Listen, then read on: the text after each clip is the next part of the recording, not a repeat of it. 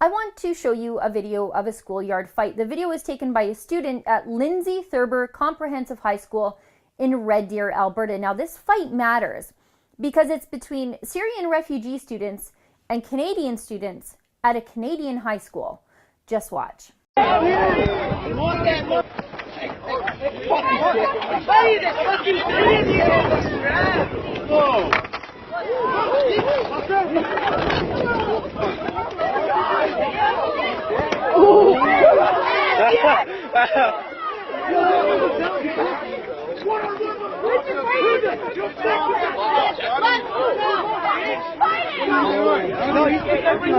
I know it's hard to tell what's going on in that video. Is it just a simple schoolyard fight, or is it something much different? Is it regular kids, albeit from different parts of the world, sorting things out with their fists as normal kids sometimes do? Or is it a violent clash of cultures happening in the place we trust to keep our kids safe for 7 hours every single day? It's hard to judge from that one video.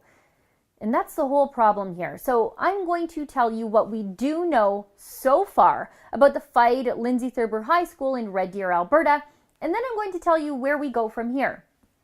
So here is what we do know so far. May 15 and 16, a total of 8 students, both Syrian refugees and Canadian kids, were involved in 2 separate incidents. The earlier incident, a fistfight, occurred off campus at a skateboard park, and another subsequent fistfight happened the very next day on campus at lunch hour. Now, according to the principal of Lindsay Thurber High School, Dan Lauer, the skate park incident arose out of an alleged misunderstanding due to a language barrier between 2 grade 9 boys. Lauer said the Syrian boy thought something derogatory was said toward a Syrian girl. And to quote the principal, it ended up in a couple of punches being thrown. Now, this was all off school property. The principal doesn't say who threw those first punches, and I think that matters here, don't you? Then on May 16th, the very next day, a Canadian student confronted the Syrian refugee students at lunch to find out what happened with the first fistfight, and, of course, a second fistfight broke out, and that was the fight that I showed you earlier.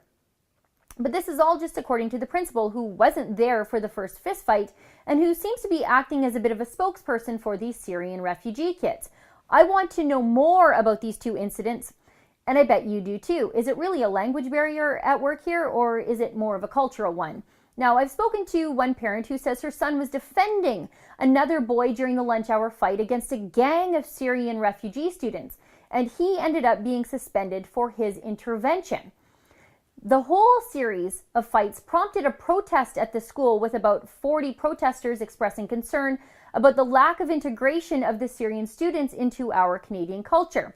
And at first, there were rumors that the school had not treated the Syrian kids with equal punishment as the Canadian students, that the Syrians had not received suspensions at all, or that they had received suspensions that weren't nearly as long as the Canadian students because the Syrians didn't understand the gravity of solving their problems with violence. Now, Principal Dan Lauer sent an email to the school's parents, which I have a copy of, where he states that all students who hit anyone during that Tuesday brawl were given a 5-day out-of-school suspension, the maximum allowed under the School Act here in Alberta.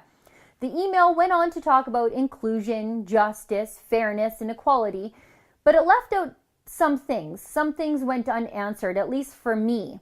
And I'll get to that in a minute. Now, for what's next. I've been inundated with emails about this story. People want to know the whole truth, whatever the whole truth is. What all those emails mean to me is that, unlike the rest of the mainstream media, people trust us at The Rebel to find the facts and follow them wherever those facts may take us. Do you remember last April, our Faith Goldie reported on the story of Syrian refugee children choking, hitting, and abusing other students at Shabukto Heights Elementary School in Halifax? It was a story other media outlets refused to cover, and the one outlet that did, the Chronicle Herald, deleted their story because they were worried about expressing more cultural sensitivity towards those who were doing the choking of those Haligonian children. And just like that story, I want all of you to know that I'm doing whatever I can to get to the bottom of this mess. And we're not like the mainstream media. We aren't going to read the school's press releases and emails and consider the story over and done. And we certainly won't self-censor out of cultural sensitivity either. This story is so important. And because it's so important, I'm taking the time to gather all the facts without hysteria, to get it right, and to cut through the internet rumors and all the innuendo. I've emailed the school looking for answers to other questions I have. I want to know, is this an ongoing problem at the school? Are there cultural and religious tensions at the school? Were there weapons involved in the fight? Was anyone injured? What were the responses of the parents involved from both sides? I've also been in contact with witnesses to the fight. I'll bring you whatever additional information they can provide to me.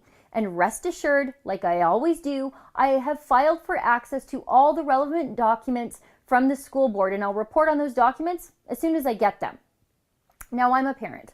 I have 3 kids in Alberta schools too. I want to know that they're safe at school, just like you do, just like every parent does. And that's why this story is resonating with so many people. It's about our kids, the most important things we will ever have in our lives.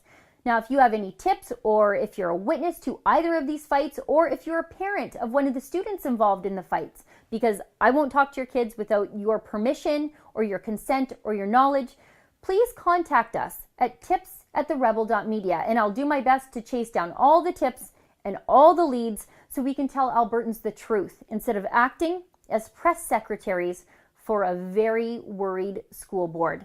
For therebel.media, I'm Sheila Gunreed.